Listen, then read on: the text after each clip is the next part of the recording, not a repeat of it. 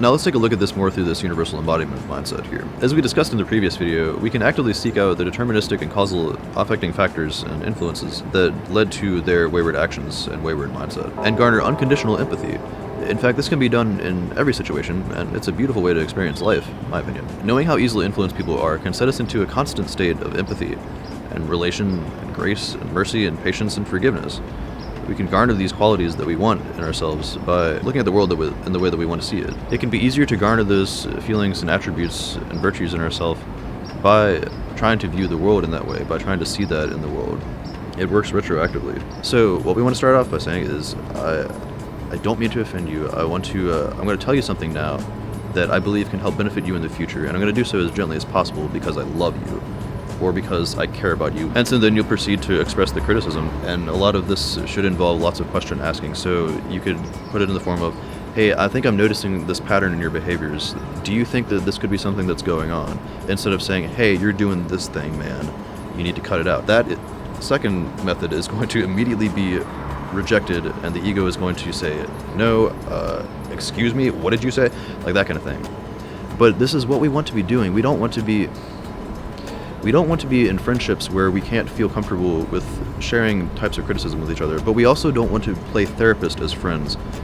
What we can do is be very gentle and very kind and pick our battles, like pick when it's absolutely crucial to bring these things up.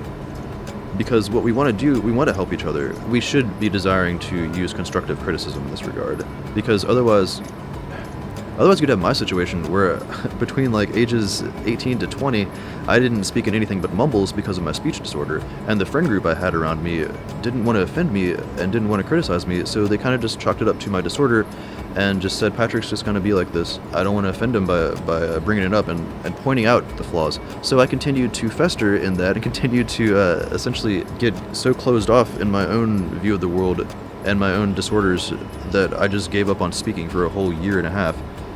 And started to work back out of that. And I'm not saying that I blamed those friends at that time for that, but I'm pretty sure that contributed. Because if I had heard this message earlier, then I would have been able to work on myself sooner. So what I like to say is, I will always point out the spinach in your teeth. Not because I want to make fun of you, but because I want to see you represent your best self. And I want to see you live your best life. Part 3. How this applies to the criminal justice system. So I should emphasize, thus far what we've been talking about is a personal apology, one that's outside of the criminal justice system, or the public. As we discussed in a previous video on deterministic empathy, what this would look like in an actual court of law would be, the judge would be sitting up on his majestic throne wearing his royal robes and his hammer of judgment, and he would say something along the lines of, hey man, I'm sorry, but this is the best that we've got. Technology's only got us so far, and we can't really do the brain scans and such to be able to like work back retroactively and find out exactly what led to the cascading of neuron chain activity in your brain that led you to doing the thing that you did. And even if we did, we'd still have to take you away from the public. So the best that we can do right now is to put you in a prison for a while and get you the best help that we can, so that we can help you reset yourself, help you get proper therapy from a dedicated therapist that specializes in prison therapy, or whatever the term for that is. I'm actually not sure. That's what that would look like, but that's obviously not what's going on. The type of judgment that we cast in the criminal justice system is extremely vengeance-based. It's very much recompensating based, and that is very complicated. Of course, there are tons of different crimes, and that needs to be well examined. But what needs to come at the beginning of all of that needs to be the a priori for all of the judgments and all of what the jury deliberates on is the kindness, it is the empathy, is trying to understand how can we set this person up so that they can become better in the future, so that their processing system doesn't keep messing up other systems, that their mindset doesn't continue to spread the poison, as it were. Because the alternative is the death penalty. And you see what this gets us. Like, I don't mean to be rhetorical or anything, but I mean, this is exactly what I'm talking about. It's incredibly hypocritical to punish someone for killing someone by killing them. Like, that's absolutely ridiculous. You put them away from society, and you put them away as long as you have to, and you try to get them help. That's a tough one, of course, like whether or not you should release them at all. Because that's if they have the capacity to do these things, and that's the problem that comes with the stamp that you're permanently given once you've committed a crime or once you've done something against someone. They have the idea that you have the capacity to do this thing again, and It's unfortunate that you kind of have to wear that badge of shame for the rest of your life. All you can do is give examples of how you're trying to work to be a better person. What I mean is that when we go for the death penalty, that is entirely from this retribution mindset. That's entirely vengeance-based. I mean, that's the most the most severe example of that I can give. And it sure feels good. Oh, it feels good, because we like to sit behind the glass and watch as the person is in the electric chair.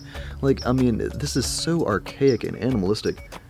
Sorry, again, I don't mean to be rhetorical, but oh man, we're not doing it right, y'all. So anyways, when I go to bring about justice on someone, I would do so from what I call merciful justice, or empathetic justice, and not this idea of vengeance. I want things to be resolved, but not for my own sake, but for the betterment of the offender and humanity at large. Now talk about flowery wishful thinking, right?